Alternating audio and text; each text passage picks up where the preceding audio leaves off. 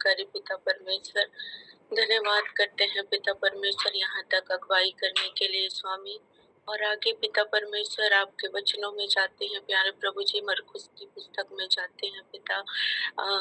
वक्ता को पिता आपके हाथों में देती हूँ प्यारे प्रभु जी, सिखाने के लिए और हम सबों को ही पिता परमेश्वर सीखने के लिए पिता परमेश्वर आप अनुग्रह करें पिता। हम सब आपके हाथों में समर्पित होते हैं प्रभु यीशु मसीह के नाम में, आमीन आमीन। आगे मैं जानकी सिस्टर आपका स्वागत करती हूँ।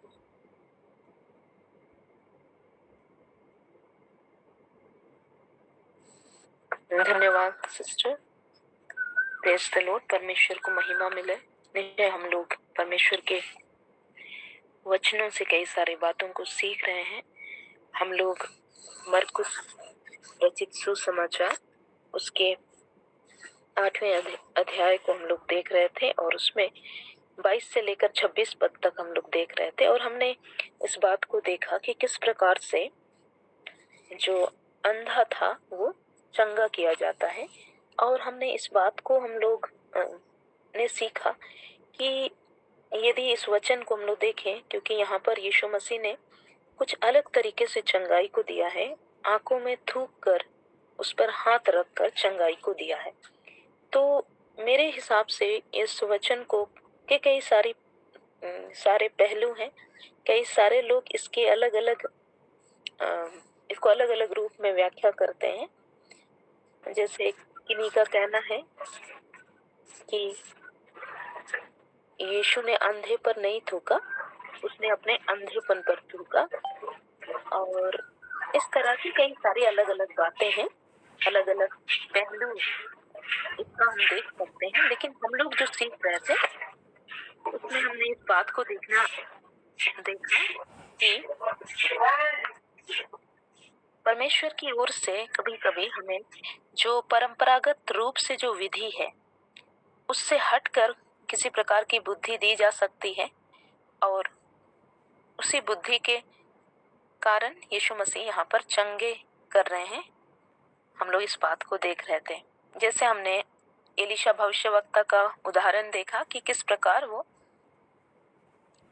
लोहे के जो कुल्हाड़ी है उसे निकाल पाता है। और हम लोग नमान कोड़ी का उदाहरण भी देख सकते हैं। हम लोग जानते हैं कि नमान कौन है, अराम देश का सेनापति है और उसके पास उसकी पत्नी की एक दासी है जो इजरायली बच्ची है। वो इस बात को हमेशा कहा करती थी कि यदि मेरा स्वामी इजराइल के देश में जाता तो उसे वहां चंगाई मिलती। तो जब इस बात को बार बार सुनता है तो नमान इजराइल के देश में जाता है। तब वो एलीशा भविष्यवक्ता के पास संदेश को भेजता है। तो उसके पास फिर से ये संदेश भेजा जाता है कि जाकर यर्दन में 7 बार डुबकी लगा ले। अगर हम लोग देखें तो ऐसा कुछ भी नहीं है यर्दन के पानी में कि वहां पर वो चंगा हो सकता था। लेकिन ये उसी तरह की बुद्धि की बात है जैसी बुद्धि की बात हम लोग कर रहे हैं। और जब ये सुनता है नमान कोड़ी तो वो क्रोध से भर जाता है। वो सोचता है कि क्या मेरे दमिश्क राज्य में अबाना या परपर जैसी अच्छी नदियां नहीं है, उससे भी उत्तम जलाशय है, तो मुझे क्या जरूरत है यर्दन के पास जाकर उसमें डुबकी लगाने की। तो वो जो सोचते रहता मन में वो इस प्रकार से सोचता, मैंने सोचा था कि अवश्य वो मेरे साथ बाहर आएगा और खड़े होकर अपने परमेश्वर यहोवा से कोड़ के स्थान पर हाथ रखकर इसके लिए प्रार्थना करेगा। तो कई बार हम लोग सोच सकते हैं कि हो सकता है इसी विशेष विधि से प्रार्थना की जा सकती है, लेकिन यहाँ पर जो यीशु मसीह करते हैं वो हमें उससे परे सोचने के लिए सहायता कर रहा है कि जरूरी नहीं कि जो चीजें परंपरागत रूप से चली आई परमेश्वर उसी रीति से प्रार्थना करने से चंगा करेगा। परमेश्वर किसी और विधि का भी इस्तेमाल कर सकते हैं आवश्यकता के अनुसार, परंपरा से हटकर। तो इस चीज को हम लोग यहाँ पर देखें।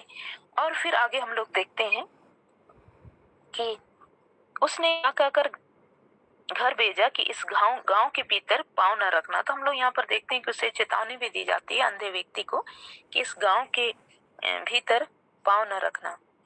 तो यदि हम लोग देखें तो ये बैतसैदा है, और यदि हम लोग दूसरे अध्याय में देखें इसके बारे में, बैतसैदा के बारे में, तो ये बैतसैदा ऐसा जगह था क्योंकि ये यीशु मसीह के सेवकाई का क्षेत्र था, और कई बार वहां पर उन्होंने चंगाई के काम भी किए हैं। और यदि हम लोग लूका 10 उसका 13 से 15 और मत्ती 11 का 20 में देखें, तो वहां पर यहाँ के लोगों की बैतसैदा गांव जो है, या खुराजीन है, या कफरनाहूम में जहां पर यीशु मसीह अक्सर सेवकाई करते थे, उसके बारे में यीशु मसीह कहते हैं कि इतना आश्चर्य कर्म अगर यहाँ पर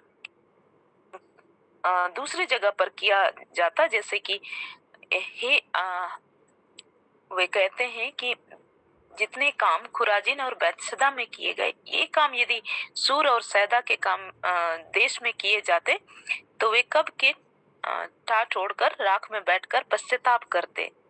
फिर कहते हैं कि न्याय के दिन तेरी दशा सूर और सैदा की दशा से भी तेरी दशा से अधिक सूर और सैदा की दशा सहने योग्य होगी।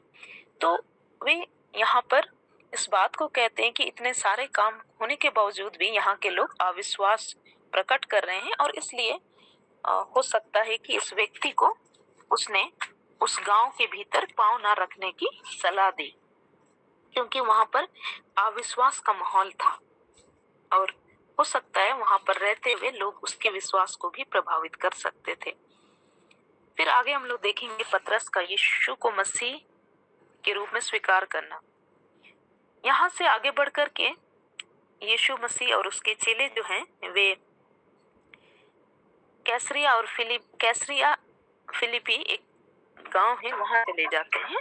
मैंने ग्रुप में भेजा था, हम लोग देखेंगे कि बैतसैदा से वो कितनी दूर पर है। ठीक है, हम लोग जब इन चीजों को पढ़ रहे हैं तो हम लोग उसका क्षेत्र भी देख सकते हैं, उससे हमें बहुत सहायता मिलती है चीजों को याद रखने के लिए। तो ये अब वे बैतसैदा को छोड़ करके नई जगह चले गए हैं, कैसरिया फिलिपी, ये दूसरा गांव है। और वहां पर यीशु मसीह अपने चेलों से पूछते हैं कि लोग मुझे क्या कहते हैं। तब उसे उत्तर मिलता है कि यूहन्ना बपतिस्मा देने वाला, पर कोई एलिया और कोई भविष्यवक्ताओं में से एक भी कहते हैं। तो यीशु मसीह जानना चाहते हैं कि लोग मेरे बारे में क्या कह रहे हैं। मेरे ख्याल से ये तो जानते ही होंगे, लेकिन उससे बढ़कर वो जो आगे पूछते हैं वो उनका उद्देश्य होगा जो यहाँ पर जानना चाहते हैं। उसने उनसे पूछा, परंतु तुम मुझे क्या कहते हो। लोग तो क्या कह रहे हैं वो जान रहे हैं, लेकिन वो जानना चाहते हैं कि तुम मुझे क्या कहते हो। यानी वो पर्सनली जानना चाह रहे हैं कि लोग भले कुछ भी कह रहे हैं, हो सकता है कोई यूहन्ना बपतिस्मा देने वाला, कोई एलिया कह रहा है। और मत्ती में यदि हम लोग देखें, मत्ती 16 का 13 से 20 में अगर हम लोग इसी को देखें तो वहां पर कहता है कि कोई यिर्मयाह कहते हैं, या कोई कहते हैं कि भविष्य वक्ताओं में से कोई एक है। लेकिन यीशु मसीह इससे बढ़कर पूछते हैं कि परंतु तुम मुझे क्या कहते हो। यहाँ हम लोग मत्ती में देखेंगे, क्योंकि मत्ती में थोड़ा डिटेल मिलेगा कि वहां पर एक्चुअली क्या हुआ था। मत्ती 16 उसका 13 से आगे 16 में हम लोग देखेंगे, 15 में हम लोग देखेंगे, उसने उनसे कहा, परंतु तुम मुझे क्या कहते हो। शमौन पतरस ने उत्तर दिया, तू जीवित परमेश्वर का पुत्र मसीह है। यीशु ने उसको उत्तर दिया, हे शमौन योना के पुत्र, तू धन्य है, क्योंकि मांस और लहू ने नहीं परंतु मेरे पिताजी ने जो स्वर्ग में है यह बात तुझ पर प्रकट की है। तो यहाँ पर यीशु मसीह पर्सनली जानना चाहते हैं, क्योंकि हम लोग इस बात को भी सीख रहे हैं कि किस प्रकार से इसे हम लोग चेलों का जो जर्नी है उसके रूप में भी देख रहे हैं। उन्हें बुलाया गया, उन्हें ट्रेनिंग दिया जा रहा है, और अब यीशु मसीह उन्हें और भी बातों को सिखाना चाहते हैं, और इसलिए वो आगे बढ़ रहे हैं और कह रहे हैं कि लोग इस प्रकार कहते हैं, लेकिन तुम मुझे क्या। वो जानना चाहते हैं कि अभी तक जो कुछ मैं इन्हें सिखा रहा हूँ, तो अब तक ये क्या समझे हैं और वे उसे किस रूप में देख रहे हैं। तो तब पतरस इस बात को कहता है कि तू जीवित परमेश्वर का पुत्र मसीह है। और जैसे ही पतरस इस बात को कहता है, यीशु मसीह इस बात को जान जाते हैं कि ये जो पतरस ने जो अभी कहा है, ये साधारण बात नहीं है। ये ऐसी बात नहीं है कि जो मैं अभी कर रहा था उसे देख के वो अपने मांस या लहू से उस चीज को प्राप्त कर सकता था, क्योंकि वो कहता है, हे शमौन योना के पुत्र, तू धन्य है, क्योंकि मांस और लहू ने नहीं परंतु मेरे पिता ने जो स्वर्ग में है यह बात तुझ पर प्रकट की है। उसे इस बात का पता चल जाता है कि ये बात जो है वो अभी तक इसने जो देखा मांस और लहू से शरीर में रहते हुए उससे नहीं प्रकट हुआ है, लेकिन परमेश्वर ने प्रकाशन के रूप में उसके भीतर प्रकट किया है। और जैसे ही वो इस बात को जान जाता है कि पतरस जो है वो इस प्रकाशन को जब प्राप्त कर लिया है, ये जान गया कि मैं जीवित परमेश्वर का मसीह है, तो यीशु मसीह समझ जाते हैं कि अभी ये इस दशा में है कि मैं कुछ और बातों को खोल सकता हूँ। जब भी हम लोग यीशु मसीह और उसके चेलों को देखेंगे, भीड़ को देखेंगे, तो हमें एक चीज देखने के लिए मिलती है कि यीशु मसीह सारी भीड़ से सभी बातों को नहीं कहते हैं। कुछ बातें, कुछ जो गहरी बातें हैं, वे सिर्फ चेले लोगों से ही कहते हैं, क्योंकि यहाँ पर यदि हम लोग देखें तो यहाँ भीड़ से अलग हैं वे लोग, यहाँ पर सिर्फ जो चेले हैं वे हैं। और तब यीशु मसीह इन गहरी बातों को कर रहे हैं। और जब वे जान जाते हैं कि इसके अंदर कोई एक प्रकाशन खुल गया है पतरस के अंदर, तब वो अपनी ओर से भेद की बातों को कहते हैं और कहते हैं, मैं भी तुझसे कहता हूँ कि तू पतरस है, तू पतरस है। यदि हम लोग फुटनोट में देखें तो तू पेट्रोस यानी कि एक छोटा पत्थर है, और मैं भी तुझसे कहता हूँ कि तू छोटा पत्थर है, और मैं इस पत्थर, यहाँ पर हम लोग फुटनोट में अगेन देखेंगे तो हमें ये पहला कुरिन्थ 15:50 में ले जाता है।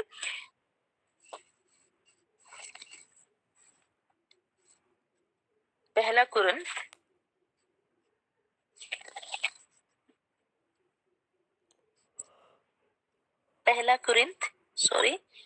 ये है 13:11 में, पहला कुरिन्थ 3:11 में, 3:11 में ले जाता है। यहाँ पर लिखा है,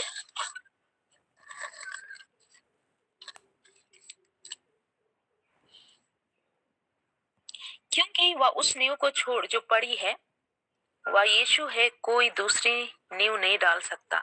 तो ये जो बड़ा पत्थर की बात हो रही है वो यीशु मसीह के बारे में बात हो रही है, ठीक है। हो सकता है हम में से कई लोग सोचते हैं कि यहाँ पर पतरस के बारे में बात हो रही है, लेकिन मैं यहाँ पर इस बात को क्लियर करना चाहती हूँ कि यहाँ पर जो यीशु मसीह कह रहे हैं तो वो ये कह रहे हैं कि तू पतरस है, तू छोटा पत्थर पर, वो अपनी ओर इशारा कर करके कहते हैं, मैं इस पत्थर पर, यानी कि स्वयं की ओर इशारा करते हुए कहते हैं कि इस पत्थर पर, यानी कि यीशु मसीह रूपी पत्थर पर अपनी कलीसिया बनाऊंगा। और फिर कलीसिया के विषय में कहते हैं कि ऐसी कलीसिया बनाऊंगा जो अधोलोक के फाटक उसके ऊपर प्रबल नहीं होंगे।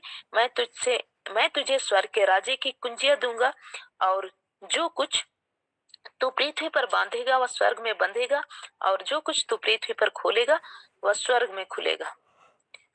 तो ये सारी बातें हमें देखने के लिए मिलता है। तो हमें इस बात को समझना है कि अभी कई बार हम लोग, अभी विवाद है इस वचन को लेकर के। कई लोग कहते हैं कि पतरस के ऊपर कलीसिया बनाएंगे, लेकिन हम लोग जानते हैं जो यीशु मसीह है उसके ऊपर कलीसिया बनाई गई है, वही कोने का पत्थर हुआ, ठीक है। हम लोग यदि दूसरे वचनों में भी देखें, इफिसी 2:20 में भी हम लोग यदि इसको देखें तो ये हमें देखने के लिए मिल जाएगा।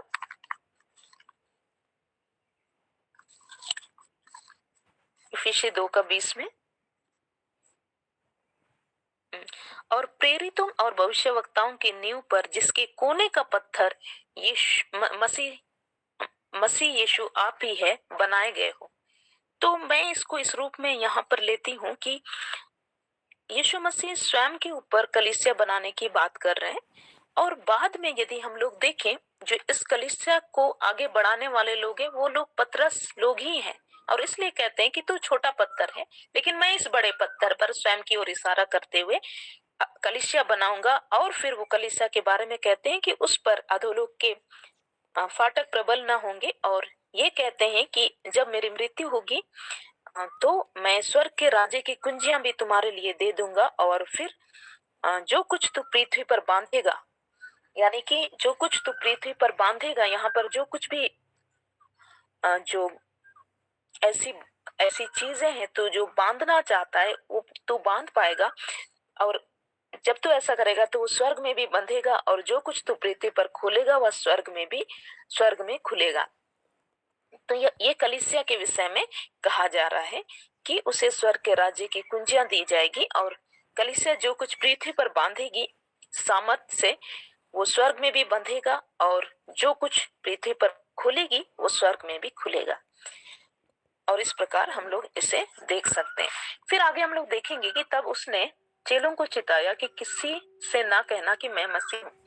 फिर यीशु मसीह कहते हैं कि किसी से मत कहना कि मैं मसीह हूँ, क्योंकि जब वो लोगों से कह देंगे कि ये मसीह है तो वो अभी तक स्वर्ग के राज्य को नहीं समझे हैं, और इसलिए क्या होगा कि वो लोग उसे भौतिक राजा के रूप में स्वीकार करेंगे। और जब भौतिक राजा के रूप में स्वीकार करेंगे तो यीशु मसीह के लिए वो परिस्थिति नहीं उत्पन्न होगी जहां पर उसकी मृत्यु आए। क्योंकि हम लोग देखेंगे कि इस समय के बाद से विशेषकर यीशु मसीह अपनी मृत्यु के लिए मार्ग को बनाना शुरू करते हैं।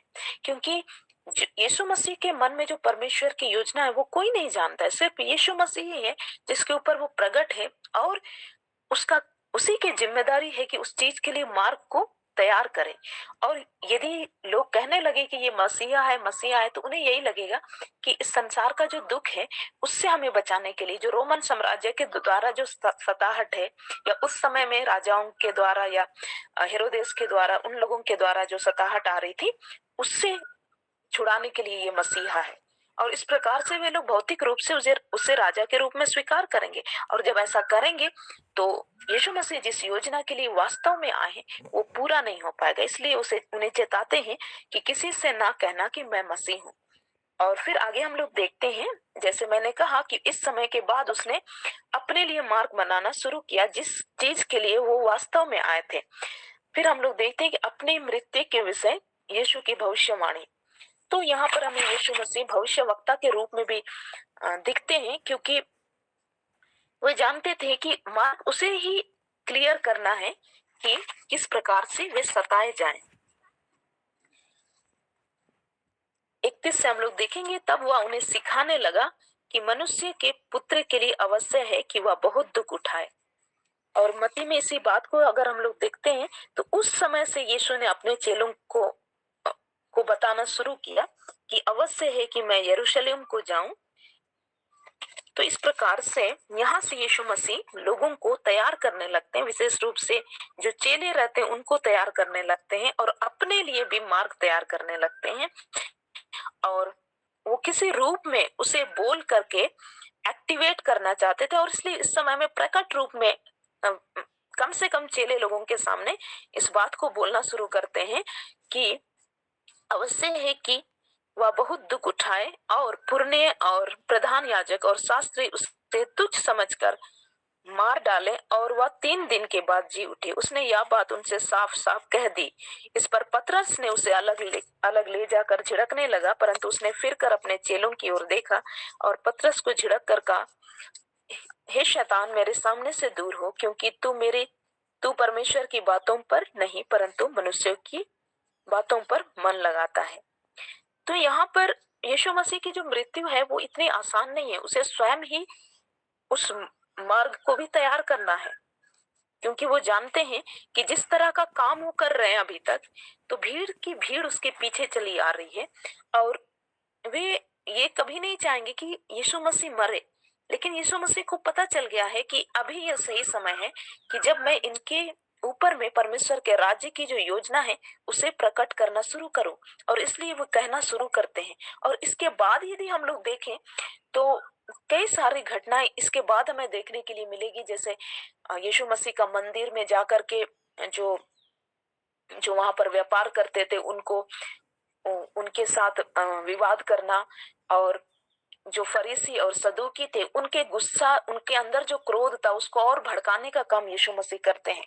और ये अवश्य था ताकि परमेश्वर की योजना पूरी हो। यदि वे उसके लिए क्रोधित नहीं होंगे, तो वे उसे कभी भी मारने के लिए तैयार नहीं होंगे। तो हम कह सकते हैं कि यीशु मसीह एक प्रकार से अपनी मृत्यु के लिए मार्ग तैयार करना इसी समय से शुरू कर दिया। और इसलिए जब पतरस उससे कहता है कि ऐसा तेरे साथ कभी ना होने पाए, अन्य पुस्तकों में भी ऐसा लिखा है कि उसे उसे जाकर झिड़कने लगा। अगर मत्ती में हम लोग देखेंगे तो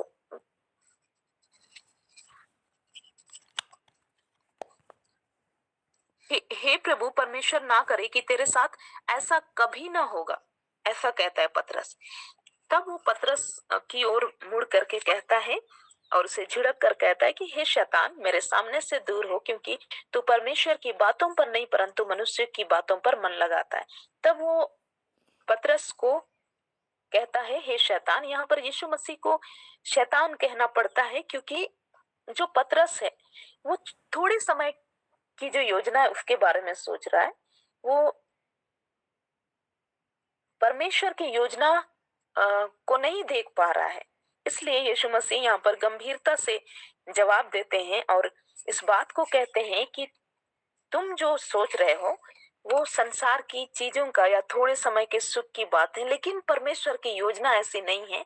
उस चीज को वो बताना चाहते हैं और इसलिए पतरस को वो कहते हैं कि मेरे सामने से दूर हो, क्योंकि तू परमेश्वर की बातों पर नहीं परंतु मनुष्य की बातों पर मन लगाता है। और इस प्रकार हम लोग देखते हैं कि यीशु मसीह स्वयं अपने लिए मार्ग तैयार करते हैं और वो इस बात को भी जान जाते हैं कि जो परमेश्वर की ओर से योजना है, जो यीशु मसीह पूरा करने के लिए आए हैं, और जब वो अब इस बात को कह रहे हैं तो चेलों को भी ये समझना होगा कि परमेश्वर की क्या योजना है, क्योंकि वो शरीर में है, वो उस चीज को नहीं देख पा रहे हैं।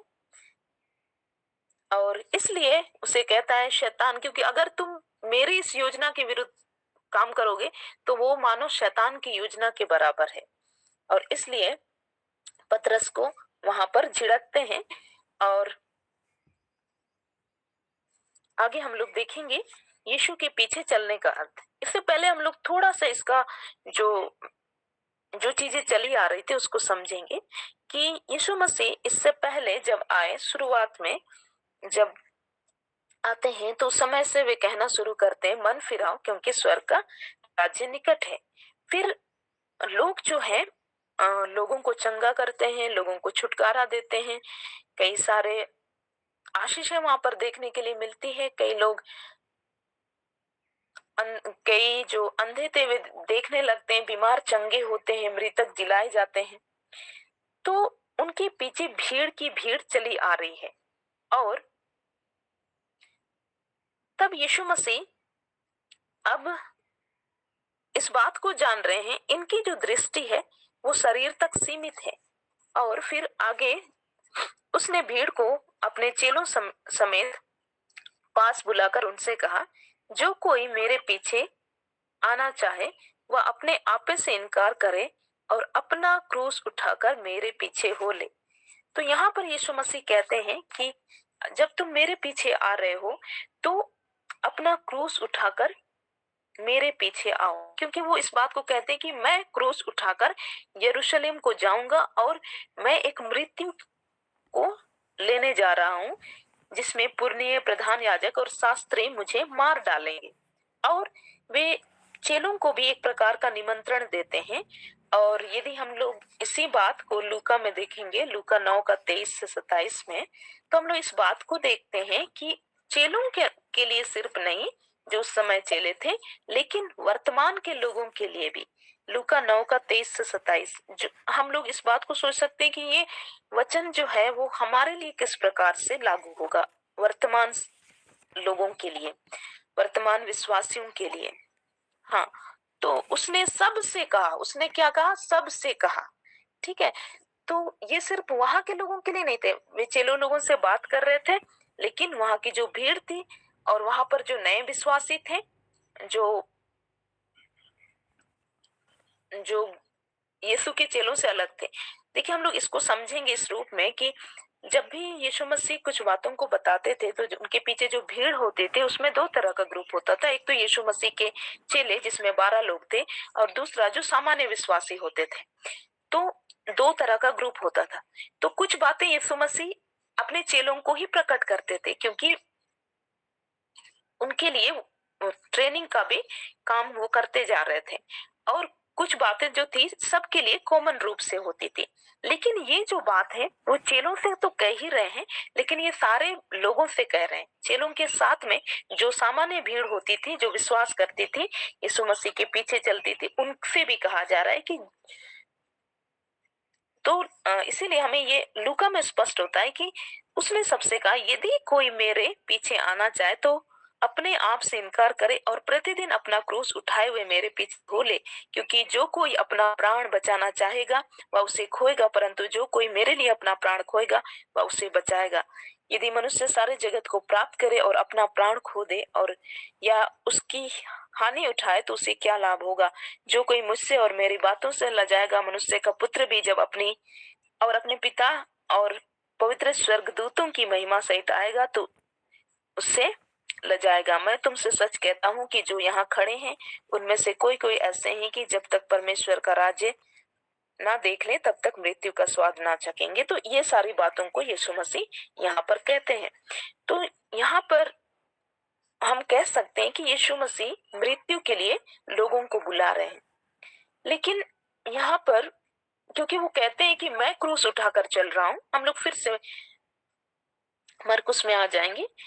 वो कहते हैं कि मैं क्रूस उठाकर आ रहा हूं, तुम भी मेरे पीछे हो लो और हम लोग चलो साथ में मरने चले। क्योंकि वो कहते हैं कि जो कोई अपना प्राण बचाना चाहेगा वह उसे खोएगा।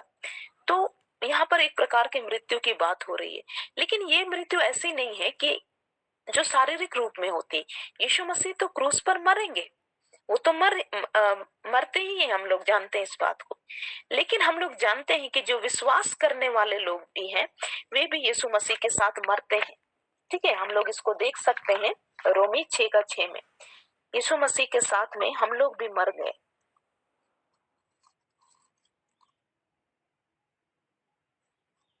क्योंकि 5 से ही हम लोग देख लेते हैं ये, क्योंकि यदि हम उसकी मृत्यु की समानता में उसके साथ जुट गए, हम उसकी मृत्यु की समानता में उसके साथ जुट गए, यानी हम भी मृतक हो गए। लेकिन ये ऐसा मृतक नहीं है जो शारीरिक रूप में होता है।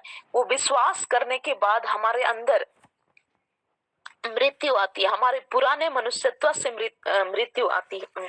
पुराना मनुष्यत्व जो है वो मर जाता है, तो निश्चय उसके जी उठने की समानता में भी जुट जाएंगे। और जिस दिन यीशु मसीह जी उठते हैं उस दिन हमारे अंदर एक नया मनुष्यत्व जी उठता है। फिर यहाँ 6 में लिखता है कि हम जानते हैं कि हमारा पुराना मनुष्यत्व उसके साथ क्रूस पर चढ़ाया गया ताकि पाप का शरीर व्यर्थ हो जाए और हम आगे को पाप के दासत्व में ना रहें, क्योंकि जो मर गया वह पाप से छूटकर धर्मी ठहरा। तो यीशु मसीह यहाँ पर उस प्रकार की मृत्यु की बात कर रहे हैं जो विश्वास के द्वारा प्राप्त होती है।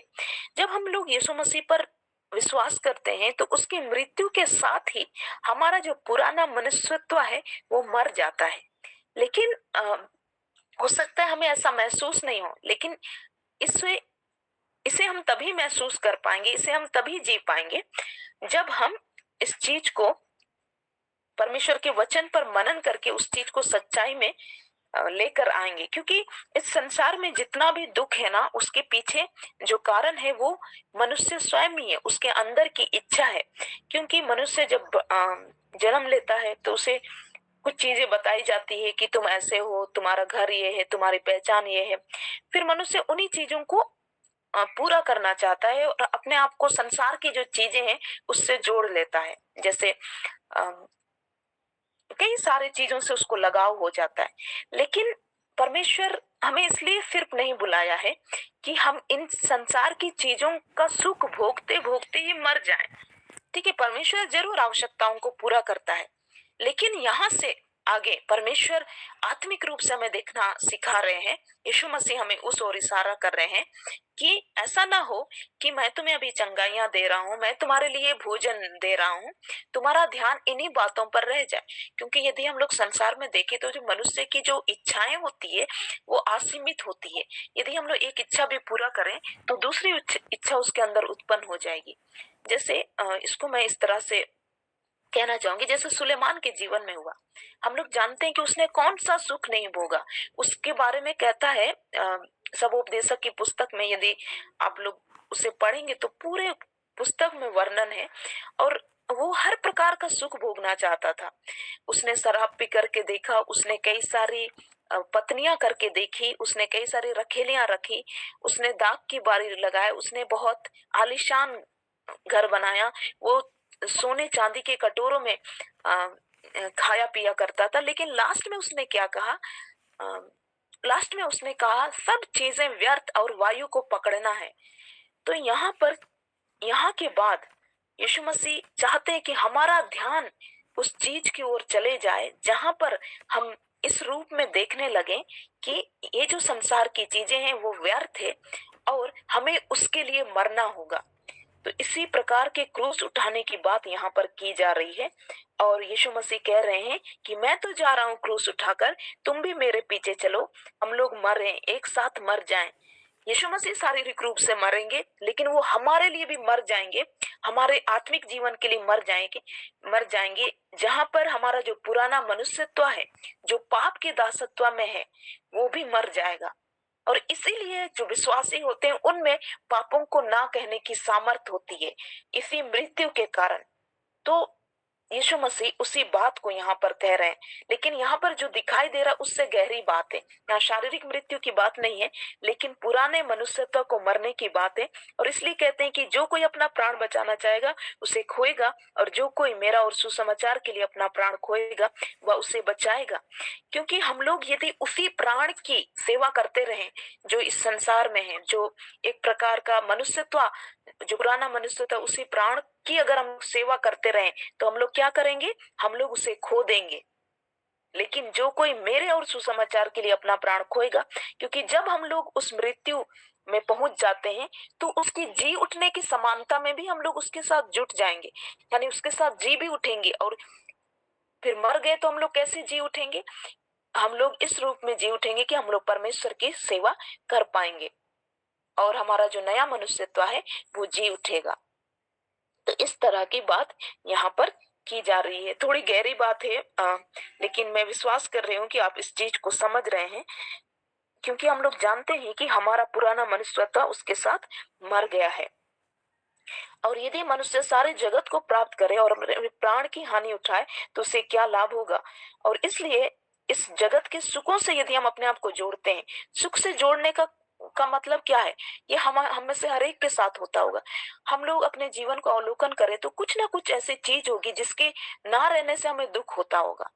तो वो सारी चीजें क्या, हम एक तरह से हम उसके मोह में पड़ गए हैं, उन चीजों के मोह में पड़े हुए हैं। घर नहीं है तो उसके हमें एक अच्छा घर चाहिए, या हमें कुछ फेवरेट खाने का चाहिए, वो नहीं मिला तो हमारा सारा आनंद चले जाएगा। इस तरह की बातें। तो ये क्या है? ये सारी जो चीजें हैं उस मनुष्यत्व का लालन पालन करने के लिए परमेश्वर हमें नहीं बुलाए हैं। वो चीजें तो कुछ आवश्यकताएं हैं, परमेश्वर जरूर पूरा करेंगे।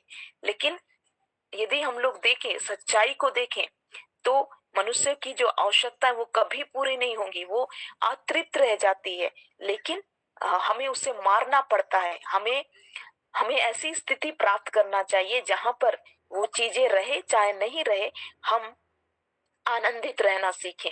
जैसे हम लोग देखते हैं कि पौलुस जेल से इस बात को कहता है, प्रभु में सदा आनंदित रहो। वो कैसे जेल से इस बात को कह पाता है जबकि वहां पर कैसे खाने का मिलता होगा या फिर कैसी दशा में वो रह रहा है?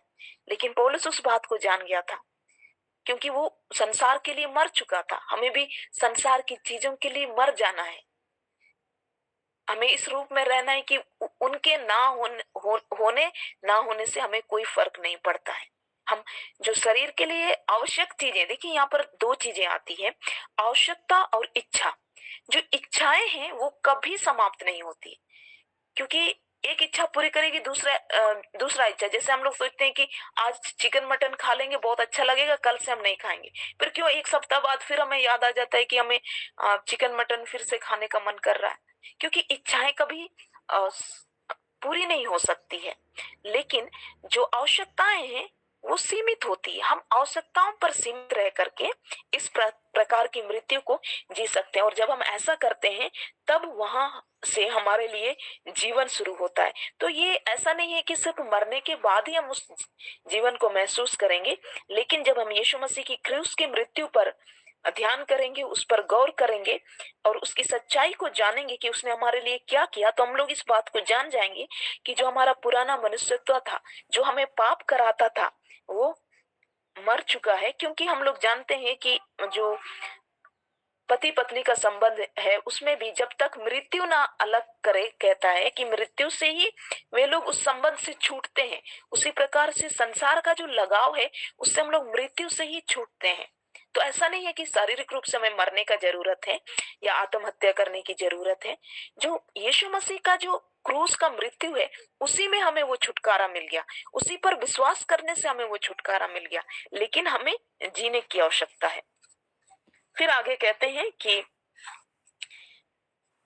समय भी कम है, मेरे हिसाब से इतना काफी है। इसमें बहुत सारी चीजें हैं, लेकिन आज हम लोग इतना ही करेंगे। और जो कोई इस व्यभिचारी और पापी जगत के बीच मुझसे और मेरी बातों से ला जाएगा, मनुष्य का पुत्र भी जब वह पवित्र दूतों के साथ अपने पिता की महिमा सहित आएगा तब उससे भी ला जाएगा।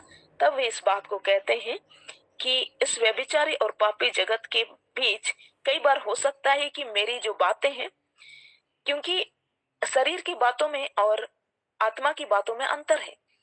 संसार क्या करना चाहता है? संसार उन बातों पर मन लगाता है जो दिखाई देती है, जिससे क्षणिक आनंद मिलता है, उन बातों पर मन लगाता है।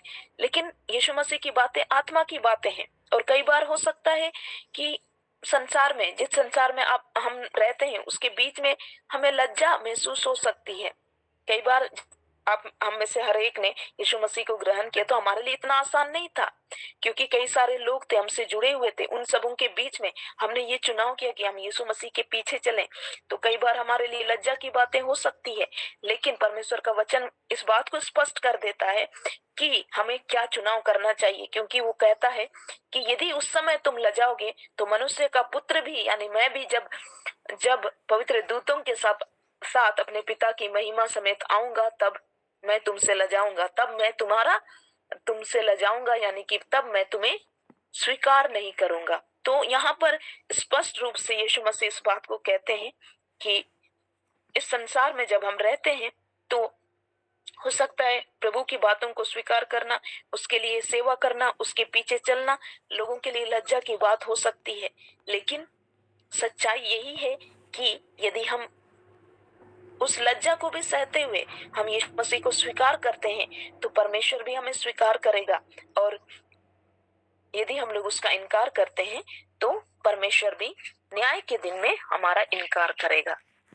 तो इस प्रकार से भेद की बातों को और कुछ कठोर सच्चाई को बताते हुए यीशु मसीह अपने बातों का अंत करते हैं।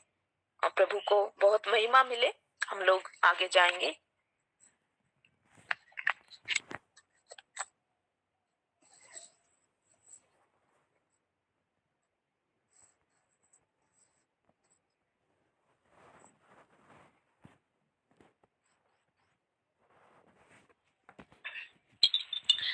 धन्यवाद सिस्टर जी, आपने अद्भुत रीति से परमेश्वर के वचनों को हमारे बीच में रखा है।